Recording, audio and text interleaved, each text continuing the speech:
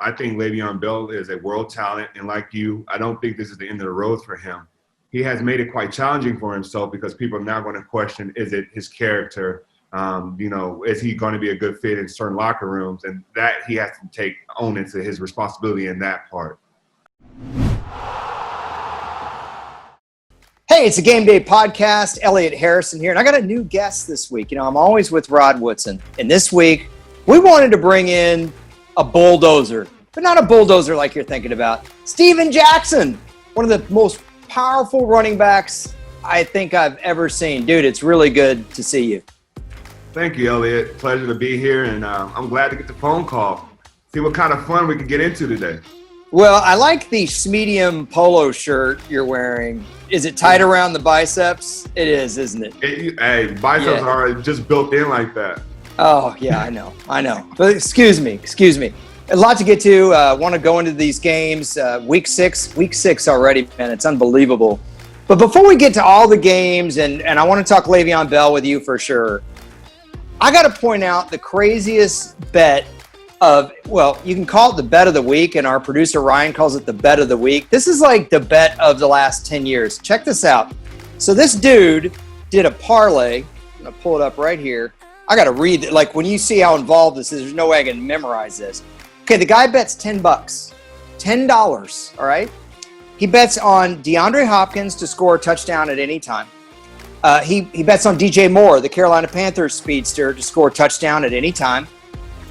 Ravens defense to score a touchdown. Now that's a little harder. Good defense scores what, Steven? 5-6 times a year, maybe? Yeah. Okay.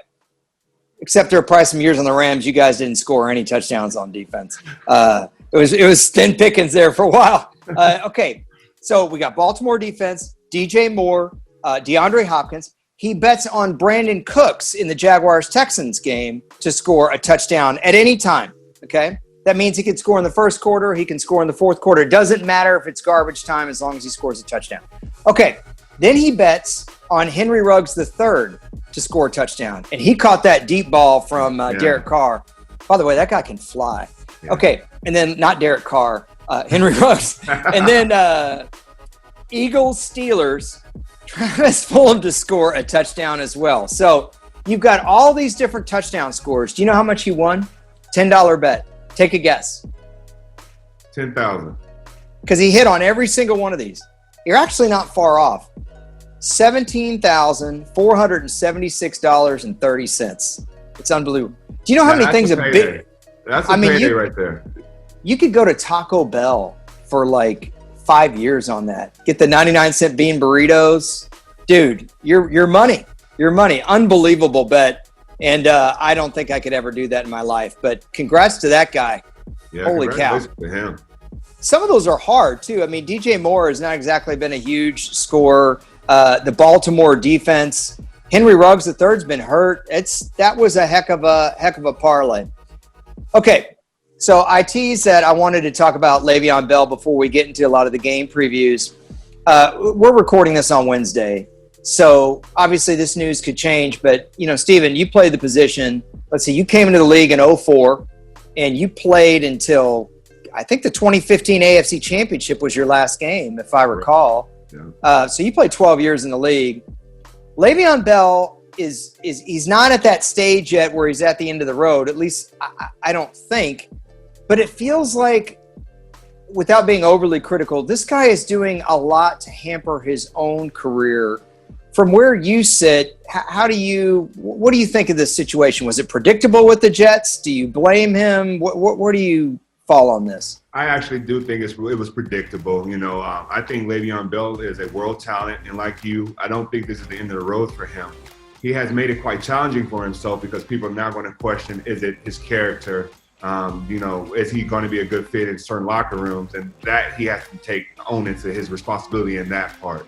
I think for me, the reason I thought it was going to be a doom of a relationship for him is because Adam Gase he was never interested in him. So when you had when you have a coach that wasn't interested in your talent, and then you guys begin to slide and losing, I can see the frustration being built in because Le'Veon don't know that part of the NFL. He had the success of Ben Roethlisberger and Antonio Brown around him, and in an organization that only had 3 head coaches, right? So all they know is stability.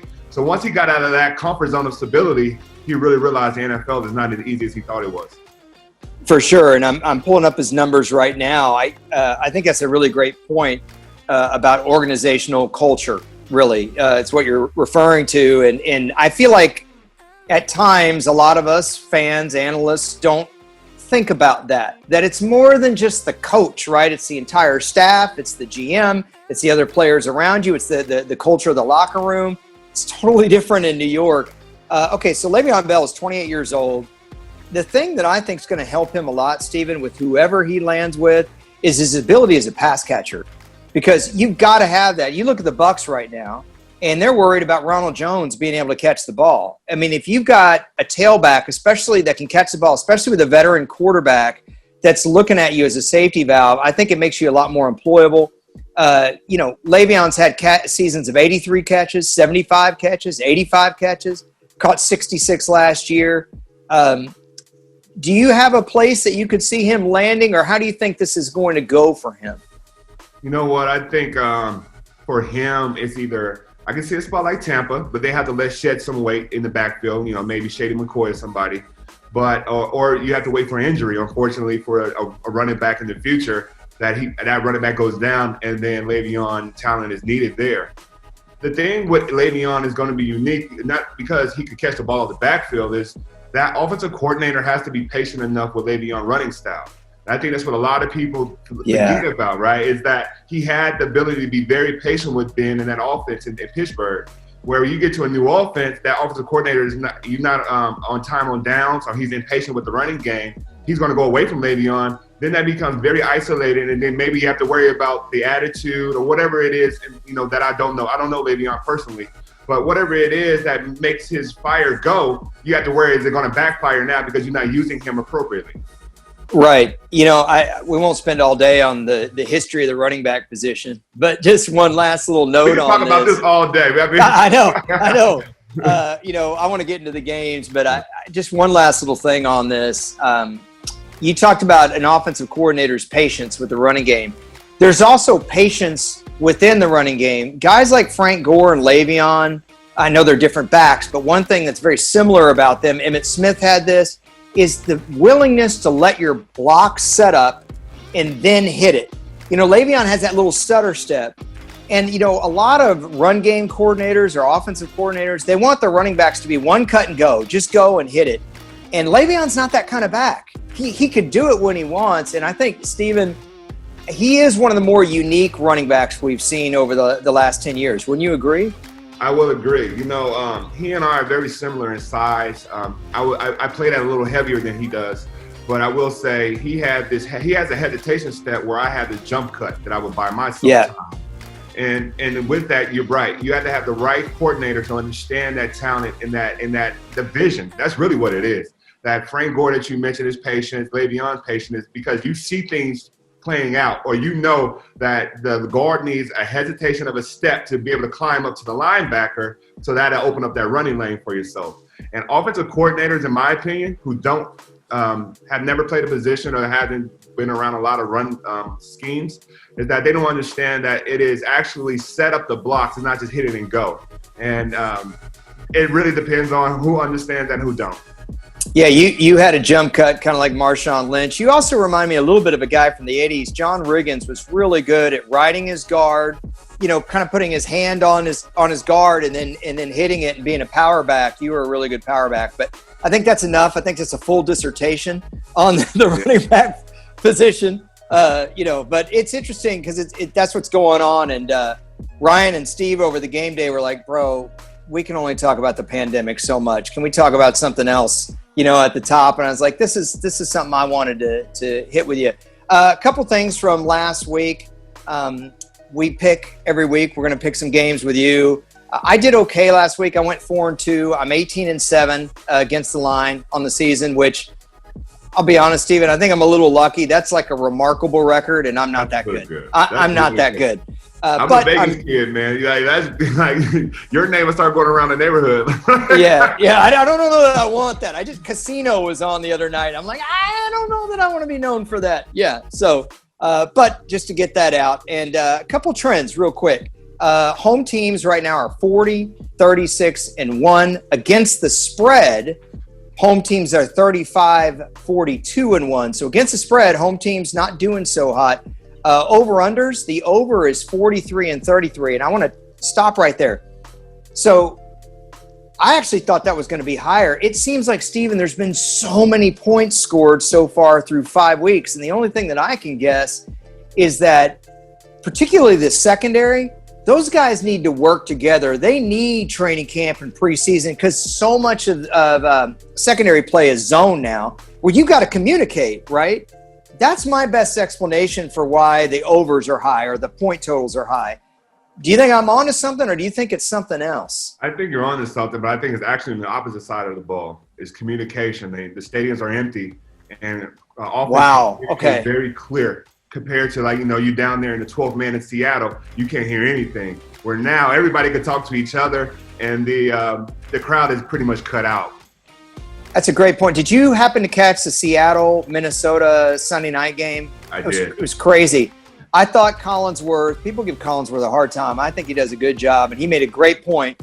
He said, would Minnesota have gone for it on that 4.5 yard if that crowd was going wild? I think Zimmer would have kicked the field goal, and I think Minnesota probably would have won. What do you think?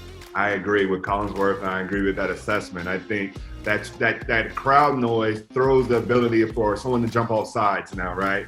And then, but, in a game like that where, again, you can hear the quarterback cadence, you can hear everything, you can hear the adjustments, it takes that anxiety out of that. Yeah, definitely. A couple other little things here. We've got Super Bowl odds. And what team, I'm going to give you a little trivia here. What team do you think Vegas is favoring to win the Super Bowl at this stage of the season? Who do you think's got the best odds, if you just had to guess? Green Bay Packers. So Green Bay is plus 900. There are 3 teams ahead of them. Seattle, basically 9-1 for Green Bay. Seattle is plus 800. Baltimore is plus 550. And Kansas City's plus 400. So they're saying Kansas City 1, Baltimore 2, Seattle 3, Green Bay 4. What do you think? Do you think Green Bay would be 1? Who would be your 2 there out of KC, Baltimore, and Seattle? So right now it'd be KC, and then I would then put Seattle in front of Baltimore. Okay. I just think, I know we're going to talk probably a little bit more about the play at the quarterback position, but Russell's playing. He's playing some of the best football he's played in his career, and that's impressive to say just that. By the way, if you're watching this and you see me blinking a lot, people, dude, I'm having a problem with my contacts. Don't sleep in your contacts. Don't do it. It isn't worth it. I know Gladiator's on and you want to watch it. You fall asleep with a bag of Cheetos and then your eyes are hurting the next day. Get up, go brush your teeth, take your contacts out, put your glasses on. Then you can fall asleep to Hope Floats or, one of Steven's favorite rom-coms. That's just a little friendly PSA for all of you guys out there. All right, MVP. Who do you think Vegas has as the odds to win the MVP? This should be interesting. So my pick, and I hope I'm in line with Vegas. I'm going Russell Wilson. That is correct, sir. Okay, who do you think's 2? Patrick Mahomes. He is 3. Rodgers is 2. Not surprising. Yeah. Lamar is 4. Okay, now this one's interesting. I know I'm putting you on the spot. I don't expect you to get this right. I would not have gotten number 5. Number 5 is not a quarterback. Plays your old position. Who do you think it is? Who's playing good at running back right now? Minnesota. Cooks. Dalvin? It's not Dalvin Cook. It is a guy similar to Le'Veon Bell and yourself that can do just as much damage in the passing game. Alvin Kamara is there. Yes. Yeah. Here's the thing about that. The next time I see a running back win the MVP, I'll probably be 90. You'll be 80-something years old. And, at this point, it's like the quarterback award, which, by the way, drives me a little bit nuts sometimes. But anyway, okay, that's enough. I'm done asking you about odds. I'm putting you on the spot. But I thought some of this was interesting because, number one, I'm kind of with you. I think Green Bay should be a little more favored to win the Super Bowl given the way they're playing. And then also with the MVP odds, when I saw Alvin Kamara up there, I'm going, I'm trying to think. The last time a running back won the MVP, I think, Steven, was it Adrian Peterson? In 2012? Yeah. When he came back from the knee injury? Yeah. Yeah. And then go ahead. I think Dalvin Cooks too. I think right now he's not as flashy. He's not on TV as much as the Saints and Alvin Kamara.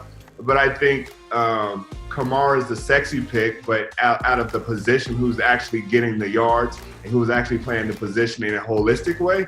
I got to give the nod to Cooks. Are you into holistic healing? I am, man. Are you? How did you know?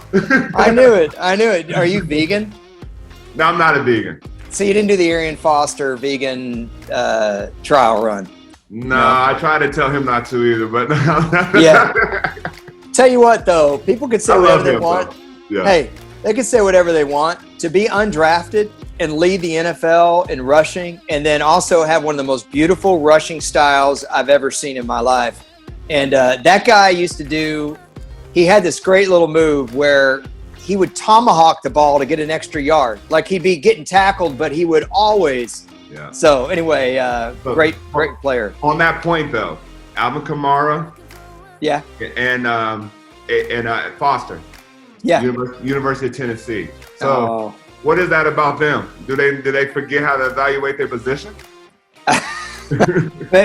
Maybe so. I mean, look, you just don't find running back factories like Oregon State anymore. They just yeah. You better check our stats, buddy. I know. Well, tell you what, man, this has been fun. We're going to come back and look at some games. I've got a special guest coming up from NFL Pick Watch, but Steven, stick with us, and we're going to dive into some of these games. All right, we're going to get back to Steven Jackson in a little while. Man, it's so good to work with Steven. What a great player, and I like getting his insight. But right now, we're going to get a little bit different kind of insight from across the is it the big pond?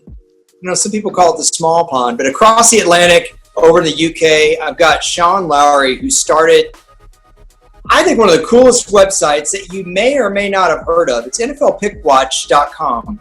And Sean has been following every analyst in the business that puts out their predictions publicly, whether it's through website, TV, etc. He's been doing it, I believe, since 2012. Sean, it's really good to see your face. I've never seen your face until now. You got a better beard than I do.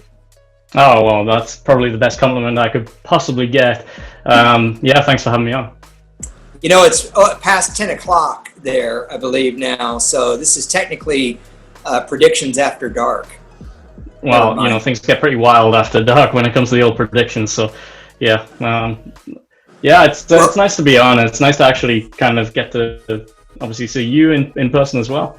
Well, I tell you what, I dropped my earphones for this segment because you've got the cool-looking earring style earpods on, so I decided to go naked. Yeah. I'm going to let you look cooler for this. I think I first became aware of PickWatch.com probably in 2016, and I just loved being able to see. And if anyone's listening at home or whatever, check this website out if you can. Either as soon as we get off or while you're listening, because it's kind of cool. You have the graphics of all the teams, and you can see what analysts, not only what their picks are, but you can see like what are the most popular picks of the week. What analysts are picking games that other people aren't. You have the percentage of analysts that are, say, picking the Rams to beat the 49ers in San Francisco, and it'll say like 84% and 16% are picking the 49ers. And then because you've got the team graphics there, you could see what analysts actually said, no, I think the 49ers are going to win. It's very pleasing to the eye. What gave you the idea not only to do the website, but to form it the way you did? Yeah, so I think the inspiration for it came, I was making my picks in my fantasy league. So like a lot of people, I had a fantasy league that had a pick-em element to it. So I'm making these picks, and week after week, I'm looking and I'm thinking I'm doing pretty well here. I'm doing okay. But I kind of want to know what everyone else is doing. And so I started tracking by hand, maybe I'd say about 60 experts. I put them into an Excel sheet. And then I thought, well, maybe some other people are looking for this. There doesn't seem to be anything else. So I stuck it into a blog. At the time, it was copy and pasted into like Blogger or something. And it was really basic, but people loved it. Some of the guys from, around the NFL and a few other places like that sort of got a hold of it. Mike Freeman from Bleacher Report. And all of a sudden, one day you wake up and you've got like 1 million people viewing this, and you realize there's something there, and there's a lot of demand for that, and there's a lot of kind of interest in it. And that inspired me to take it to the next level. So I really see the site as an educational tool. We're all looking for this info. Sometimes it's really good, sometimes it's not so good. And it's really helpful to find out who's hot, who's not. We've tracked now over 500 experts over that time between the NFL and college football. And we've had about 10 million picks put into our database by experts and fans. So we've got an incredible amount of data, and we can actually pull out quite small subsections of that and find really useful stuff. But we can also see the big picture. And so, yeah, it's pretty cool. And I'm glad you like it. That's pretty cool. And going back to 2016, that was when you actually won PickWatch. You actually beat everyone that year. Well, I appreciate that. I'm a little, because the guys that work at the game day really don't buy that I know how to pick games. It is a little bit gratifying to hear that. But, it's funny. When I worked at the NFL, so I picked games every week from 2012 to 2018. 2012, I actually had my best season, but I didn't start picking games until I want to say like week 5 or 6. When you do the standings, though, you do it based on overall wins, not winning percentage, right? Because you favor the people that are putting themselves out there and picking every single game straight up. That's right, and that comes from our users. So we have tried both. At one point we used percentages, but we found it was quite easy to game. So if you think about straight up, to me, and I think to most of our users, picking straight up means you should pick every game if you can. And certainly there's an incentive there to pick every game, because most pick'em leagues are based on getting the most wins, not on the win percentage. You can't stop after week 1 with your 16-0 and then claim the title at the end of the season. So you've got to pick every game when it comes to straight up. When it comes to against the spread, on the other hand, that's when we kind of offer a little bit more leeway, and we start to say that somebody who's picked, say, 50% of the games but has a great record, well, that's actually really useful, because in against the spread, you don't need to get them all right. And very few pick'em leagues are based on against the spread. So yeah, going back to what you said there about the number of wins as opposed to the percentage, you actually also came second, didn't you, in 2018? You came second by a whisker, and that whisker was that you had picked an extra game, and the winner had picked one less game and had one less loss. So it wasn't that you had one less win. Now, I think when we go back to that, I would say morally, you may have a victory there. And actually, we introduced like private leagues for our users this year, so you can start a league. You yourself and all the guys here, you can start a private league, run a pick'em thing, and one of the tiebreakers would be that it would be based on the number of games you picked. So that would then favor you in that scenario. So going back, there's a little moral victory for you there. Yeah, well, if I won the league twice and there's 200 analysts each year, I don't know what the mathematical chances of one person winning it twice are. But have you had any analysts that have won it more than once? That is a very loaded question that you asked there, Elliot, and I'm very aware that no, we have not. We've had a few good analysts, though. We've had somebody win it and come second as well. So we've had a couple of people who've done really well, but no, Elliot, you stand a top 3 on that basis. I promise I did not know the answer to that question, because you've been doing it since 2012. That's right. And I didn't discover it until 2016. And I can tell you truly that there were some guys that were always at the top of the leaderboard when I looked. Sam Farmer was really good at picking games. LA Times. Jamie Eisenberg was really good at picking games. Those are probably the 2 best that I saw. Yeah. There was one other guy, and I can't remember.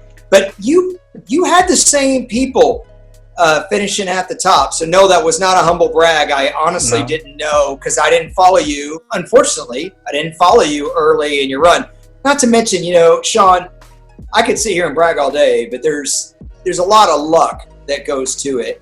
And for me, I always pick the games on Wednesdays, because we would do the article on Thursday, and I had to turn it into my editors. So on one hand, I was behind the 8 ball because I didn't have the injury reports. On the other hand, I didn't let that cloud my judgment too much. If you start going over the injury reports and you get too into that, you can. So I don't know if I was lucky or unlucky there, but I think there's an element of luck whenever you pick games. And, I was fortunate that I did better those years. But I remember 2013, I had a terrible year picking games. So, it goes both ways. So that's interesting you say that. That is actually something that we've definitely seen. People kind of go up and down. We have people who kind of thought, I'm going to branch out and go on my own and try and maybe even, kind of do something commercial with their picks, and it kind of just goes like that. There is some luck involved, but you're right though. Jamie Eisenberg and a couple of others, they were pretty consistent. Yeah, but I did used to get some heat around the NFL offices about my picks, and I finally just said, you know what? Take a look at this. And one time I was really getting heat on Twitter, and you tweeted, you're like, you're actually talking to the guy that won the league. Like somebody was saying how bad I was at picking games, and it's, people expect you to be able to pick, 90% right. Honestly, Sean, if you pick 65, I would say, or better, you're going to be in the top 10 or 20 of the 200 analysts, won't you? Agreed. Yeah. And so the best record anyone's ever finished with over a whole season is 70.3%. And that was actually Ron Jaworski. That was back in 2013. He finished with 70.3%. Yeah. And that should tell you that at this level, when it gets to that stage, anything between 65, I think our lowest was 67% for a win. But like you say, anything over 65, you're probably going to be on the front page, apart from this year, where for some reason, we've got a bunch of experts sitting on 70+%. So we're expecting a big sort of revert to the mean plunge over the next few weeks. I think this season's been a bit of an interesting one on that basis, but maybe we'll get a chance to talk about that later. It gets really difficult. I was actually the opposite. I often started really slow, and I caught up with everybody during the late games that people didn't know late in the season who's going to play what. But I felt like that's when trends started to crystallize. I only picked 70%, I think, once ever, and that was in 2012, but I didn't pick all the games. And as you said, if you don't pick all the games, then it really doesn't count. Now, you don't keep track of how people pick against the spread, do you? No, we do, yeah. So you do? We do, yeah. That's really cool. We track hundreds of experts across against the spread. We also track thousands of users as well. So we've got thousands of our players all making their against the spread picks. You're picking against the spread, is that right, this year? I am. So I pick the over-unders and I pick against the spread.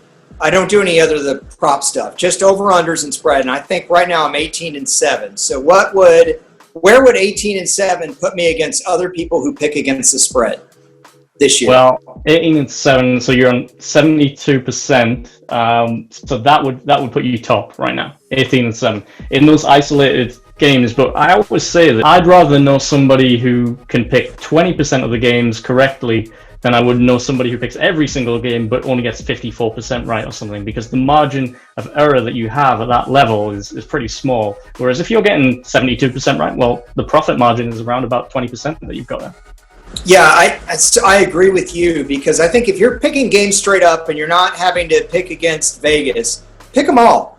I mean, I could tell you I was horrible, Sean, at picking Thursday night football. The year that I won your league, I think I was under 500 on Thursday night football. That was the toughest one for me. But I think do you want to know that actually? Because I can tell you. Yeah, go ahead. We have a lot of meta stats, so I can tell you which games you picked well and which games you didn't. I know one year you told me I picked the Ravens games better than any other analyst, and I thought that's funny because Ravens fans always tell me how awful I am. So I found that particularly funny. But okay, in 2018, I know I had a really good record, but I think Thursday night football I was terrible. Can you pull that up? I can pull it up. I'll pull it up in time for another chat at some point. I can just tell you your overalls. In 2018, you actually picked the Rams the best, the LA Rams. Then they took the LA Rams at the time. Yeah, the Patriots, they're a classic because everyone just picks them to win. So and they invariably do. The Saints you picked well. In 2018, you didn't pick Washington, Detroit, Dallas, Jacksonville, or Tennessee very well. All of those are sort of hovering around the 50% mark. Thank you for the big ones that you got right. Indianapolis, that's a difficult team to pick. Yeah, they're the ones that really matter. And we always talk about clutch games. So we talk about anything where the expert consensus is between 50% and 74%. That indicates that there's enough sort of divergence of opinion. Sure. This game is difficult to pick. If you can pick those games right, then you're pretty good. We also know a bunch of stats on that too. It's fascinating to me. So back to your point about I'd rather have 20, because I thought this was really important what you said. I'd rather have somebody who picks 20% of the games and gets them right than somebody that just picks everything when we're talking about against Vegas. I feel the same way. And I think if you're a gambler, I think one of the best pieces of advice you could get from somebody who considers themselves a gambling sage is walk away from this game. Vegas did its job.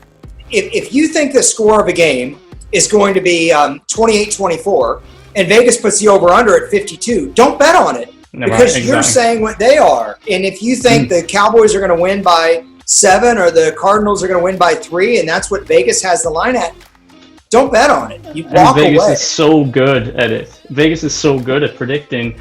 This isn't an art for them. This is a science. So when they say 7.5 points and then it comes down to 7, that's a really meaningful shift. If you see something being pretty similar to how Vegas sees it, like you said, walk away. Don't take the chance. And I always encourage people with ATS to know when to walk away. It's something we are pretty good with at PickWatch. We give people a lot more stats about themselves so they can see where they need to just walk away. Like if somebody is picking a team, and we have users who've never got a game right for certain teams, we tell them that. Don't pick the Carolina Panthers. You're not very good at this. Or at least look at somebody who actually does pick it really well before you make it. Go with your gut instinct and then just wipe that and take the opposite. Well, I think for me, if I were someone who's in a pick'em league with my friends or that kind of thing, I'd want to know what analysts pick the best in a 5-year window. So I would want to know, I didn't pick games in 2019. So I'd want to know 2014 to 2018. I'd want to know how I did, self-scout. And then I'd want to know who's the best in a 5-year window. That's who I'd go with because it's, as you said, there's so many dips. I feel like if you have a 5-year average, you can really tell who's the best at prognostication. But either way, Sean, it's such a cool thing that you do. NFLPickWatch.com. Check it out. Check out Sean's work. It's really it's easy. It's pleasing. I think the graphics choice that you made is what I really love the most about it. You didn't just use the tri-code, it just made it to where, this is easy to follow. But either way, it's great work, and I'm glad that you did it. And I hope you'll come on and talk with me in the weeks to come. Yeah, I'd love to, Elliot. I'm glad that you like it. And we've talked a few times, but I think that it's nice to actually be able to sort of have this conversation in person. We're going to continue doing what we do, and I'm happy to come on, and we've got a whole load more stats for you. If at any point you ever want anything expert pick related or even just fan pick related, we've got lots of data for you. I want you to know, by the way, I still have at my 1986 Sports Illustrated cover with William Refrigerator Perry and Too Tall Jones on it when the Bears and Cowboys played in London. Not the first London game ever, by the way, but the most famous. What was the first London game ever? I know the Cardinals and Vikings played there in the early 80s, but I think there might have been a game in the late 70s. But the Cowboys-Bears was either the second or third. But I'm a huge Bears fan. I was only 3 at the time, but I'm a huge Bears fan. So I've actually seen them in London. I saw them play Oakland there last year. Haven't been out to Soldier Field yet. I've been to many stadiums in America, but never been to Soldier Field yet. Looking forward. It's good that you're only 3 in 1986 because then you're not one of those guys going on eBay paying thousands of dollars for Star Wars figures. You missed that whole thing. So yeah, I did. Good for you. Keep your money in your pocket. Hey, Sean, it's great to talk to you, and hopefully we'll talk to you soon. You too, Elliot. Thanks for your time. All right, take care. Bye. We really appreciate having Sean from NFL PickWatch on, but now it's time to actually look at these games. We're back with Steven. And Steven, the first game that I want to get to is Chiefs at Bills. The Bills did not look good against Tennessee at all. But you know what? Kansas City didn't against the Raiders either. What matchup, what do you think is going to be the key factor in this game? Yeah, I think you're right. Buffalo did shock me the way they looked in their last game. Awful. And and Kansas City, the one thing about them, they could score as quick as a hiccup, whenever they want to. So you got to be able to make sure that you can keep Patrick Mahomes and Checker off the field. So I think a key matchup is actually that Buffalo run offense versus that Kansas City defense. And Steve Spagnuolo, can he get the defense off the field and get the ball back to the offense? Yeah, I think that's pretty key myself. The number that I'm looking at in this game is 55. That's the over-under. So, to get over that, you're looking at like 30-26. You're looking at a pretty high-scoring game. Now, the Bills have put up some points this year. We know Kansas City's capable. Normally, Steven, in a game at Buffalo, I'd be concerned about calling a 30-29 game, but we're not really in the bad weather time of the year yet. I got to think Kansas City's going to be really motivated. I think it's going to be over that. What can you give me a score prediction on this game? Who you think is going to win? Yeah, sure. I think you're right. I think it's going to be over scenario. I could definitely see Kansas City having at least 5 touchdowns. So yes, and then Buffalo. I could see Allen coming through with another 4. So let's call it. You're doing math in your head. Smoke's coming out of your ears. I am. Let's go 31-38. 31-38. I'm going to go KC, though. Going road team? Okay. By the way, I should say Kansas City is favored despite being on the road. Kind of interesting thing is they're favored by 3. But, road games aren't really road games anymore. Yeah. And I've heard the theory that it's kind of a 3-point swing. So, in other words, a road game last year would have been 3 points, for the home team. So basically what they're saying is that if this game were a typical road game in Buffalo with those crowds, Bills Mafia going wild, it would be even. But because there is no Bills Mafia going wild, they're basically saying the Chiefs are favored by 3. That's my deep dive into gambling for the week. Okay. Let's see. All right. Good explanation, though. I would give it mediocre grade. By the way, though, when you were doing the math, it reminded me of when my mom got me one of those TI-81 graphing calculators. I don't know if you remember the ones. I still have mine. Let's do it. You do not. You would. You're doing your taxes over there? You got your QuickBooks? Yeah, sweet. All right, Browns at Steelers. This one, Steelers are favored by 5.5. The over-under is 51. This game's at Heinz Field. Cleveland, Stevens won 4 in a row. Pittsburgh looks great. They're undefeated. How do you see this game going, and what do you think is the key thing that's going to determine the outcome? Yeah, so I gave a lot of fans grief on the internet because I have Pittsburgh winning this game. And I actually have Pittsburgh going into Tennessee undefeated, right? So that being said, I like Pittsburgh. The reason I like Pittsburgh is because I still think they have the big brother stigma over the Browns organization. And I know that and me being on the opposite end, more on the Brown side of scenarios and rivalry, it's something about when you got to be able to beat that big brother team and do it in a way that you just say, yo, this is over with, and we're now taking over the rivalry. I still don't know if Cleveland believe that yet. I don't know if they believe that. And I really love their offensive setup. I love the way the defense put together. I just don't know if the Steelers hit them in the mouth like they should. How does that team and the resolve look like? I don't know if we know that yet. Yeah, this one is a tough one for me. Couple things. My key number, by the way, in this game is Cleveland's winning 4 in a row. It's been so rare, Stephen, for that organization to have something positive like this. I mean, they came back into the league in '99. They were awful. They made the playoffs 1 year in 2002. This is what it would have been when you were in 2002. Were you in high school or? I was in college, yeah. Yeah, you would have been in college, duh. A guy named Kelly Holcomb took them to the playoffs. They lost. 2007, they finally had a good year again. They paid Derek Anderson all this money, and it didn't turn out well. They just, every time they've had something to cheer about, it just comes tumbling down. So I kind of am pulling for Cleveland a little bit, maybe not in this game, but I'd like to see this organization put 10 wins together. If they go lose at Pittsburgh, I don't think it's the end of the world. You go in there, you play as hard as you can, but the fact they won 4 in a row is very encouraging to me. As far as the betting scenario, I've got Pittsburgh to cover. I think Pittsburgh's going to win by a touchdown. That over-under at 51 sounds just about right to me, which means Vegas did its job, which means keep your money in your wallet. So what do you think? What's your prediction on this game? I think you're right. I'm going with you, Pittsburgh, and the over. I believe. I think Pittsburgh will figure a way to get the win.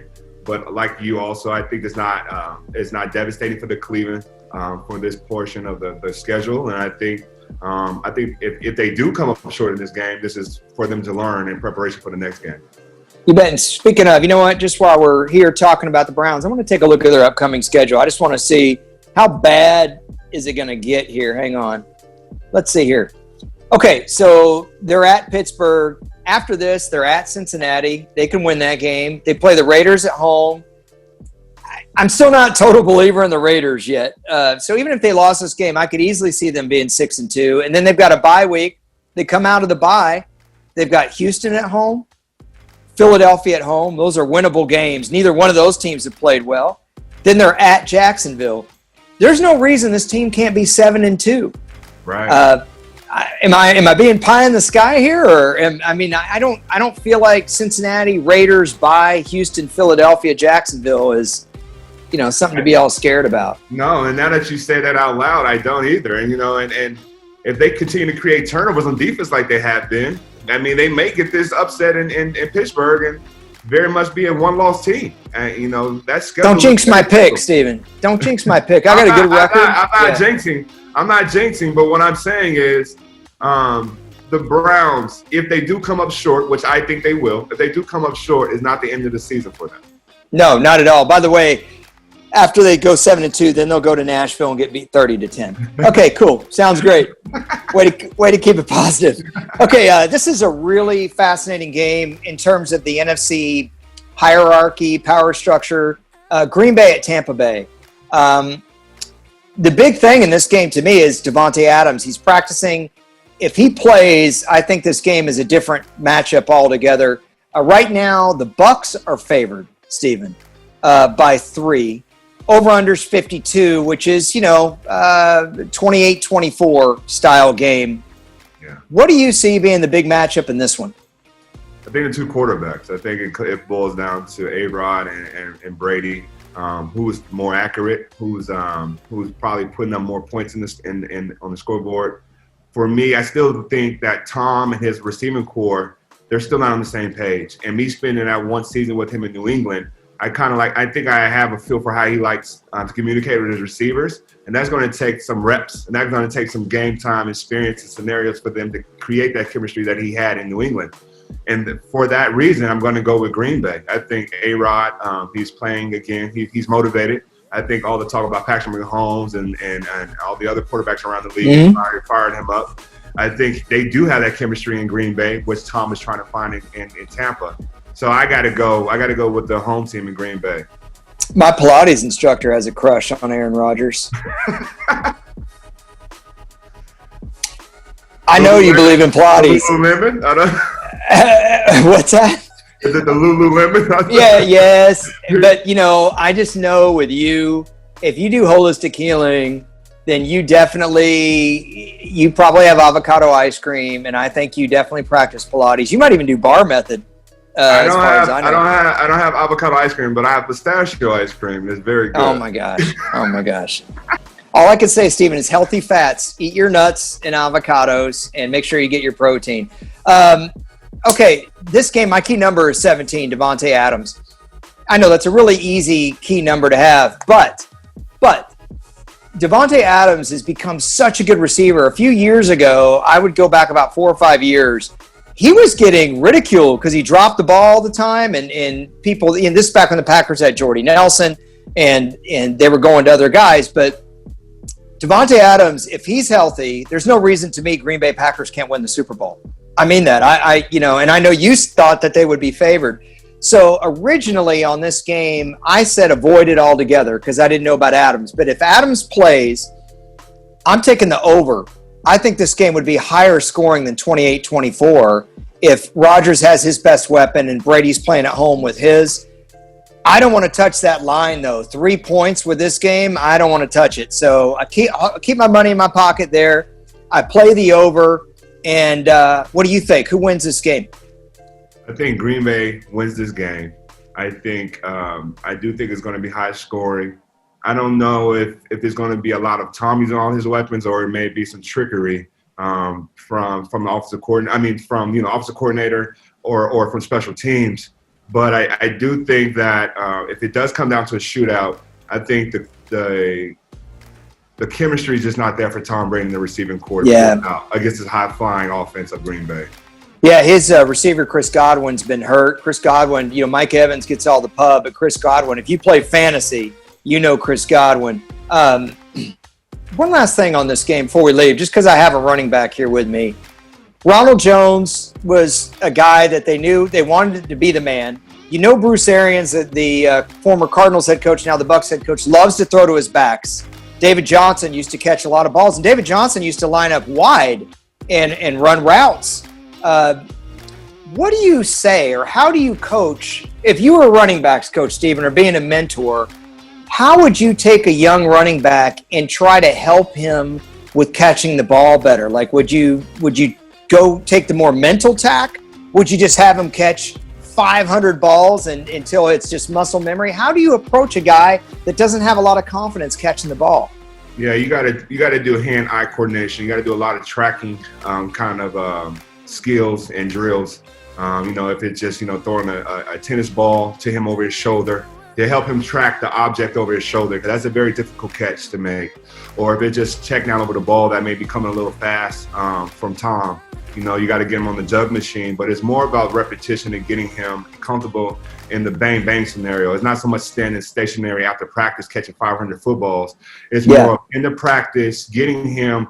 You got to have the distraction of defenders' hands or something in the way, just so he gets to train his eyes, but also gain the confidence as you're mentioning. The best drill I've ever heard of is when I worked with Tim Brown. Tim told me that when he and Jerry Rice were on the Raiders together, Tim was in his late 30s, Jerry was 40, and they said we knew that the first thing that was going to go on us was our hand-eye coordination before our speed would.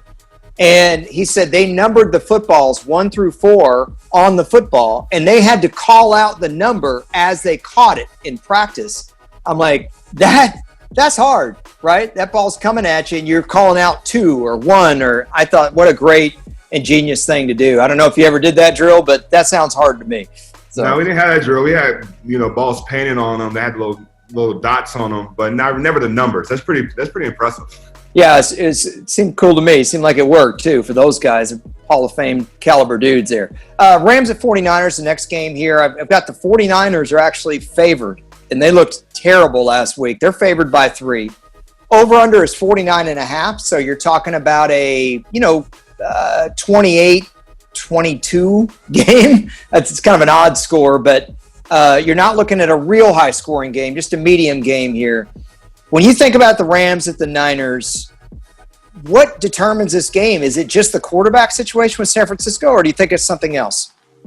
This rivalry here really comes down to the trenches. I think it's about the front seven on both defenses, who gets out to the quarterback, who gets the quarterback off their spots, and and for the opposing offense on both teams, who can establish the run. Because it's such a physical game, I've been a part of it for a number of years. Yeah, I think you got to look for the play action. Who's successful in the play action game? These explosive plays that could be created, and who's probably the quarterback who's more accurate that day. So I'm a little biased in this one, of course, but I'm going to go with the Rams, the LA Rams, and I think it's Jared Goff and this offense look like it's his team now. Gurley's going on, and I think Goff is just blossoming as a quarterback. I got to ask you. So you were still with the Rams in 2011. I think that's the year Josh McDaniels was your offensive coordinator. I'm trying to remember, but you definitely – He was. Yeah. That was the year the 49ers defense was – they had Justin Smith up – there was Sopoaga, Justin Smith, Ray McDonald front. They had Ahmad Brooks, Patrick Willis, Navarro Bowman at linebacker.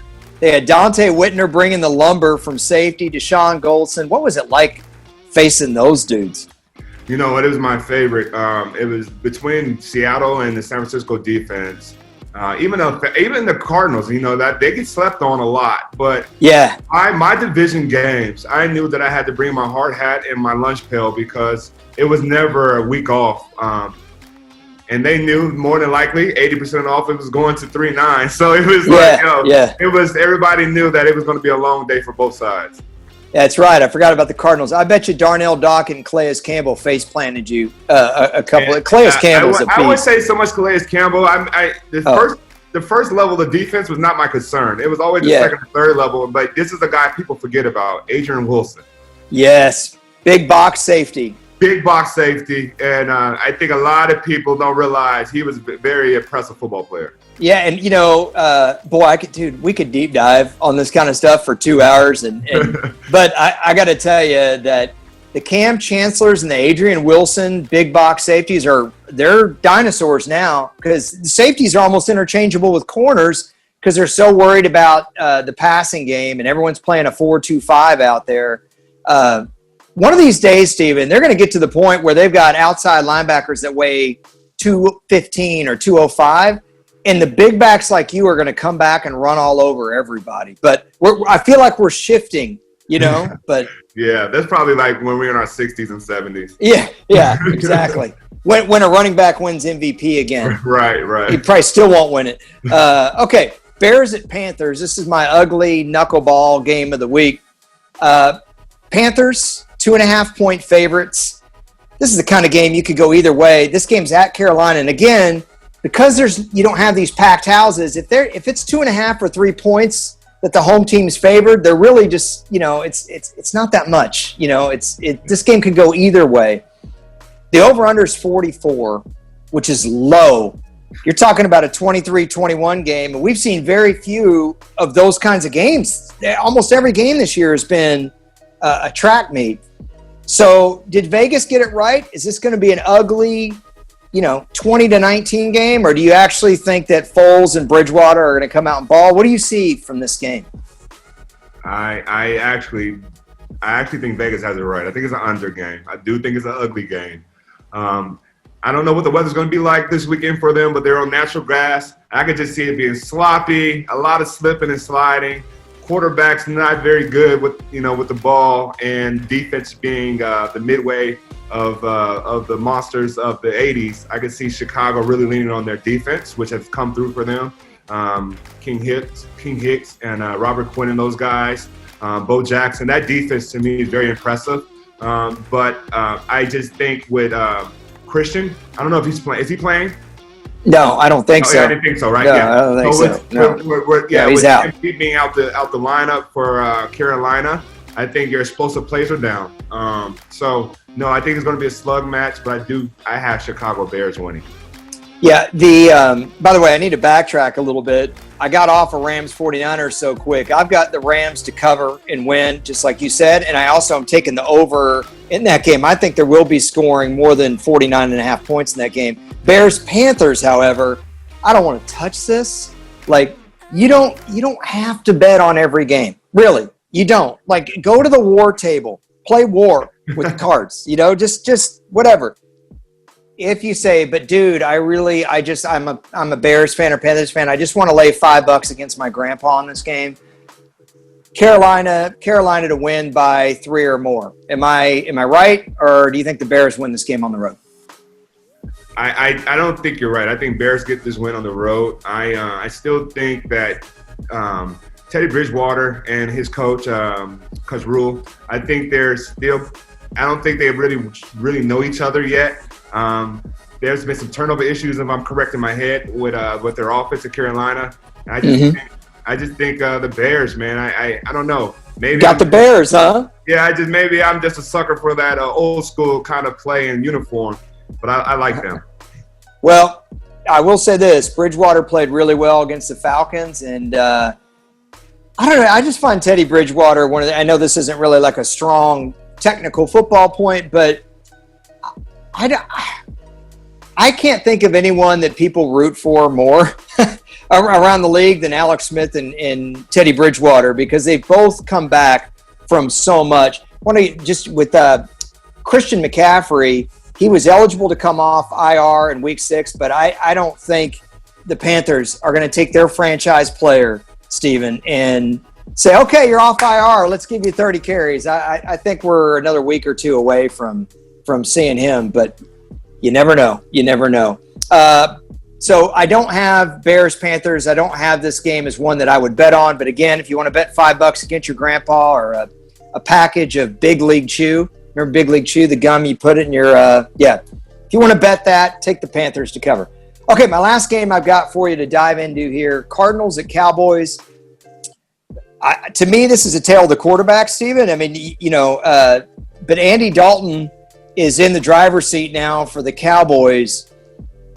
Is that the most important thing in this game, or do you see something else being more important in this game?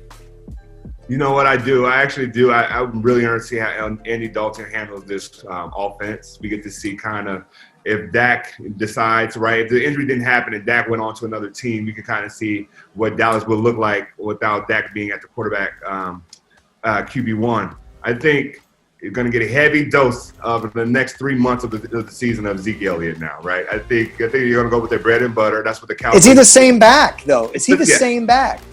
Is he the that same? He was? Yeah. I don't know if he looks the same to me. I don't know. I hope he is, because this is the time. He's a franchise running back, and this is the time to show and prove to everybody that not only is he's still elite, but he's worth every penny. But I'm going to go. This is an old Southwest rivalry between these two teams, and I love DeAndre Hopkins, what he's doing out there out west. I don't understand why they let him out of Houston, but he's leading the league in reception, and he looks really, really good. And you have Larry Legend on the other side of him. That not that DeAndre needs a mentor, but if you can learn from the best that's still playing at a high level and add that to your repertoire, I mean, this offense is going to be explosive for a long time. You know what I just realized is that you and Larry came in the same year. Yes, we did. We played each other actually in the Insight Bowl. It's sophomores. I gotta tell you this. I want to finish the Cardinals Cowboys, but I have a good story about the 2004 draft with you. Just wrapping up this particular game, I'm looking at the Cowboys first quarter offense. So Dak's been putting up all these numbers, and obviously he got hurt, and that stunk. But in the first quarter, the Cowboys offense wasn't good. So much of their numbers, Steven, have come when they've been down 2 or 3 scores. If they could get off to a fast start, they'd be better. And last week, they were down 17-3 to the Giants, and they started running the ball. When they didn't run Zeke, they brought Tony Pollard in and ran him. And I was thinking, this is what you should be doing all along, because that's only going to make Dak and those receivers more effective if teams have got to start worrying about stacking the box, right? I think they should do that with Andy Dalton. And the last thing I'll say about this is this idea that, it's just Andy Dalton. Andy Dalton was a pretty good starter in the NFL. And this is his 10th year. And I know Tom Landry, the Cowboys' legendary head coach, used to say that when a quarterback was in his 10th year or his early 30s, that's when he's pretty much seen everything. He's seen it all. He knows everything that you're going to do. But, Steven, they're not so old that their arm can't make the throw that they want to make. Like, you bring a 40-year-old quarterback out there, normal 40-year-old quarterback, not Drew Brees and Tom Brady. They know what they're seeing, but sometimes they can't make the throw to beat what they're seeing. I think Andy Dalton could revive his career. Do you think that's too positive Perry here for me, or what do you think? No, actually, I agree with you. AJ, you're dead on. I agree with everything you just said. I think people forget how good him and AJ Green were in Cincinnati together. At one point, AJ was up there 1-2 in the league at receiver, and Andy, that was his favorite target. So he has some really good receivers there now. You got Cooper, you have a CeeDee Lamb. So he has the weapons. You have the running back. You have the big offensive line. Now you just got to, step in what he knows. Don't be anything else. Don't be Dak. Yeah. Don't try to prove everybody you still got it. Just go out there and do it. And I think that's his makeup, though, right? He's not overly flashy, so I think he's going to do just that. He did it last week. Threw a beautiful deep ball to Michael Gallup down the sideline. Really tough throw, great catch, and put the Cowboys in position to win. So give him the credit. My prediction on this: the Cowboys are favored by 3. I don't love that. Honestly, I could see the Cardinals going in there and beating them, Steven, so I'm not touching that. Plus, it's too close. Over-under is 54.5, though. I'm going to take the over on that. I think this could be a high-scoring game. Your thoughts? I agree with you. I think it's an over as well, but I'm going to go with Arizona Cardinals. Okay. I love what the Cardinals are doing. I think they're in the NFC West that has the possibility of having 3 teams in the playoffs. So they have a lot to play for. Hey, man, they could have 4 teams in the playoffs because they expanded the playoffs this year. Yeah. The 49ers might be the worst team in the division right now, and I think they're going to turn it around. So we'll see about that. Real quick, Cowboys draft story involving you. 2004, the Cowboys need a running back really bad. I think the Cowboys picked it like 22nd or something, and they had a chance to get you. Okay, I don't remember what their pick was. They had a chance to get Steven Jackson. I think there were – no, New England was 21. They were 22. You're right. Yeah. Okay, so what do? They trade that pick to Buffalo so Buffalo can get J.P. Lossman, and they take Julius Jones in the second round. And they thought we really pulled one over on everybody. And Julius had, some nice moments in the NFL, but holy cow. If the Cowboys could have had Romo with Terrell Owens, Terry Glenn at wideout, a young Jason Witten at tight end, and Steven Jackson at running back, oh my gosh. And then to spell you with Marion Barber sometimes. Talk about laying the wood between you and Marion Barber. Oh my gosh. Yeah, my dad was a diehard Dallas Cowboy fan until that moment. Yeah, man. Yeah. It almost happened. It almost happened. The Cowboys got a first-round pick out of it, and they spent it on Marcus Spears the next year, but who ended up being a pretty good player. But, oh, man, did Cowboys fans want Steven Jackson so bad. Little trip down memory lane for you. Okay, so I got a bunch of games here. I just want to get your quick prediction. Whatever you think, whoever you think is going to win. Denver at New England. Oh, New England. Yeah, New England favored by 9. That is a big number after not playing. Yeah, yeah. All right, Houston at Tennessee. Ooh, Tennessee. The way Tennessee looked, yeah, Tennessee. Yeah, and I would absolutely take Tennessee to cover 3 points here. I think they win by 7 or more. Baltimore at Philly. Baltimore. I think they just had that swag, and Baltimore. Could this be a trap game, though, you think, for the Ravens? I don't know. Philadelphia, I think, is better than what we've seen, Steve. And I refuse to believe this is a 6-10 football team. But I don't know. The NFC East is so bad. Maybe 6-10 wins the division. It may not be too far off 7-9 or something. But I do think Hardball will make sure there's not a trap game, which it could be. But I don't think they'll allow that to happen. It's a good point. By the way, the under is 8-1 in Philadelphia's last 9 home games. That means that they've been low scoring when Philadelphia's played at home. But by the way, I hate those kind of trend numbers. I'm giving it to you because our producer, Ryan, really wants me to give you that kind of stuff. But those trends sometimes, man, you can't do trends in the NFL. Every season is a new season, especially this one. So I wouldn't pay attention to that. I just avoid this game altogether. Plus, I wanted to throw Ryan under the bus real quick. Washington at the Giants. This is an ugly football game. What do you got? I got to go with the Giants. I go with the G-Men. I like the signing of Devontae Freeman. We shared the backfield 1 year in Atlanta together. But I love the quarterback. I love the way he's playing football right now. So although it's going to be an ugly game, I'm going to go with the G-Men. Yeah, over-under on this game, 43, very low. Atlanta at Minnesota. Atlanta needs a win desperately. Minnesota looks pretty good, even though they lost and their record stinks. They've looked better. Yeah, I'm going to go with Minnesota. Atlanta has a head coach change, but they're on the road, and I think right now they just can't get it together. I got to go with the home team. This is another one of those trends. The under is 7-1 in the past 8 games. Minnesota's past 8 games. I don't know that I want to take the under on Atlanta at Minnesota. It's going to be a lot of scoring. Detroit at Jacksonville. Get excited. Right. I got to go with Detroit. I'm going to go with Detroit. I think they're a decent team, a middle of the road kind of team, but well coached. And I think they're scenario wise, they get it right. Yeah, Detroit hasn't scored over 29 points. No 30-point games for the Lions yet this year. And that's actually noticeable given how much the scoring has been up in the league so far this year. Bengals at Colts. The Colts were looking really good until Cleveland. Yeah, Bengals at Colts. That's a toss-up game too. That one, I'm going to go Bengals though. Wow. Yeah, I'm going to go Burrow. I just want to see what the young guy could do on the road. Yeah. Well, let me tell you, Vegas and me, or would it be Vegas and I think it's Vegas and I, Yeah. are not with you. The Colts are 8-point favorites in that No, game. I'm swinging for the fence. It's okay. No, that's okay. I mean, Yeah. I tell you what, if you're betting on this game, Bengals and the points, if you're right, maybe the Bengals lose, but only by a field goal. I personally would stay away from this game, but that's not a bad play to make. Okay, last one. Jets at the Dolphins.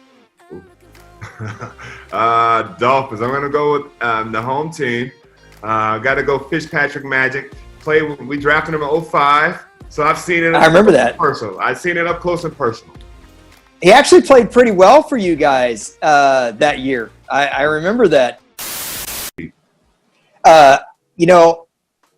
I got to tell you, the next time we do this, I really would like it if you did the 3/4 zip, medium, dry fit polo. You seem like that guy that would wear that to the club. I don't have any of those, but I'll make sure I order that.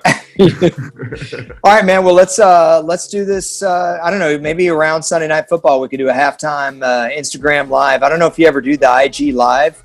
It's very technical. Are you a big social media stud? So the IG live, I've done 2, I think. 2. 2? Yeah. One on dress shoes. I looked at your IG, man. I looked. Yeah, man. So let's figure it out and make it happen. Dude, this has been a lot of fun. I really appreciate your insight. And for those of you guys that don't know, like I've been giving him a hard time, but Steven's one of the best power backs to ever play. And I know he caught the ball and he was great in fantasy, but there aren't a lot of guys that run with authority like that last that long, have that durability, put up the kind of numbers. There's Eddie George, John Riggins, Jerome Bettis. There aren't many of you guys. And dude, it's great to work with you. It's an honor. And you were a heck of a player. And I just got it. For the people that are young that are watching this, that didn't get to see you in your prime, 2006, when you had about 8,000 touches, great player, man. Great player. Thank you. Eve. See you soon, man. You bet. Take care.